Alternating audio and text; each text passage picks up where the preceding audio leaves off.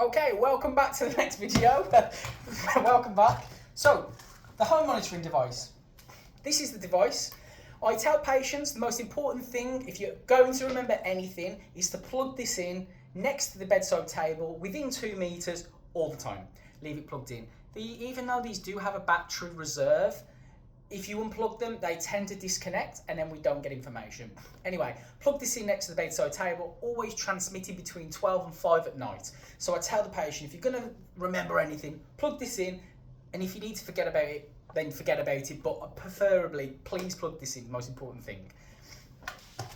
Next, I have a patient's activator. I don't have one to hand. They usually come in the boxes, but this doesn't have one here because it's already a pre-used. It's a used one, but it didn't go out. So it's a small little keyring kind of thing. Press the button and you place it on the chest where the ILR was inserted. You have to keep it in contact with the body. You can put it over a shirt. Anyway, when you click that, it will make a green flash and make a sound. Roughly about 20 seconds. The green light will be on, and when the green light goes off, that's now made a recording. It will go back a few minutes also, so it's a loop recorder. So, for example, I always tell the patient, if you feel palpitations, dizziness, use your fob or use your symptom activator, fob they like to call it. Have it on your key rings. I always say as well, it has a key ring loop because you take your keys everywhere. You're in the house with your keys, you're outside with your keys.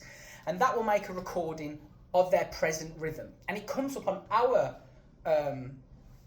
computers as a symptom episode. We have to call them about a symptom episode. We'll call them up and say, hi, so you made a symptom episode on blah, blah, blah, blah.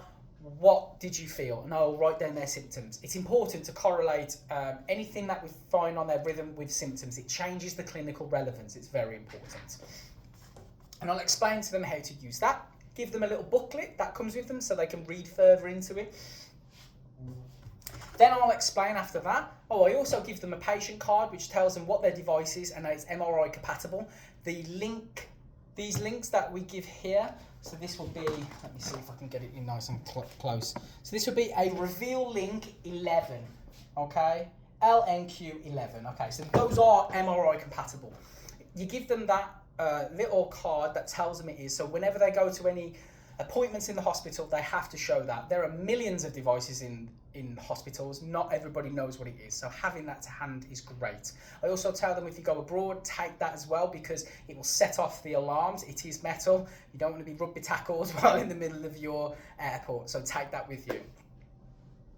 Next, I give them this box, so show them what it is. And we do a demonstration.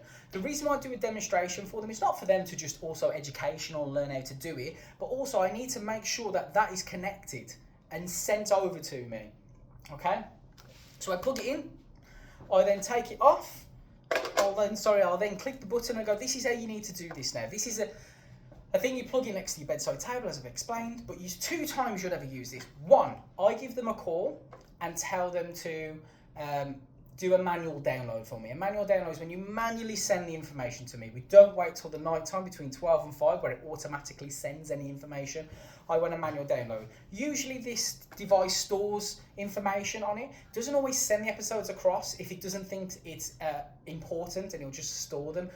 That's something that I like to look at. You need to look at our policy. A good hope is to look at every transmission. If it's storing data, I want to look at it. Just in case this has made a mistake and it thinks, oh no, this is normal, but actually it's a 6-second pause. Well, I need to know that.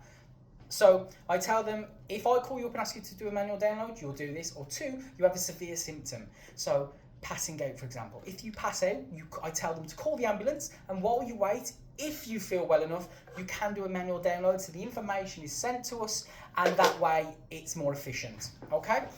So the way to do that is you click this button. It will show you. Oh, we don't. I have a book that I want to show you as I go along. So these even has steps. So I give this to show them it has steps. So this information here. So you click this button, okay, and this will connect. You then pick up this device and you place it on the patient's chest, okay. Then this will come up and slowly but surely fill with green. You put it back down. It then sends and transmits to us. And that's essentially it with this box and this information. And then I also write down our departmental number so that they can get a call. They can call us if they have any reason they want to call us. So something's wrong with the box, they have an error and so forth. And that's practically it. Okay, thank you for watching.